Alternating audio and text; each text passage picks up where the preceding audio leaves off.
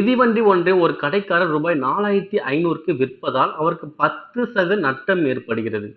5% லாபம் பெற வேண்டுமெனில் அவர் மிதிவண்டி என்ன விலைக்கு விற்க வேண்டும்? கண்டுபிடிக்கலாமா? இப்ப என்ன பண்றாரு? 4500க்கு விற்கிறதுனால 10% நட்டமா?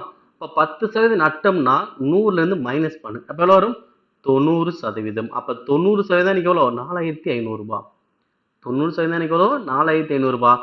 இங்க என்ன சொல்றாங்க? 5% லாபம் பெறணும்னு சொல்றாங்க. அப்ப 5% லாபம் என்ன பண்ணும்? 100ஓட கூட்டணும். லாபம்னா 100ஓட கூட்டுவேன், நட்டம்னா 100ல இருந்து கழிப்பேன். அப்ப 100ல 5 கூட்டினா 105%. அப்போ 105% எவ்வளவுன்னு கண்டுபிடிக்க போறாங்க. எப்படி கண்டுபிடிப்போம்? சோ சதவீதனாலே நேர் விகிதமா? அப்ப தலைகீழ போடுவோம். 105/90 இன்ட்டு 4500. இப்ப அடிக்கலாம். ஒரு ஜீரோவுக்கு ஒரு ஜீரோ, ஓர் 9 9, ஐ 9 45, இங்க ஒரு ஜீரோ.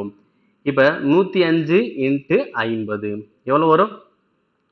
100 500, 5 25.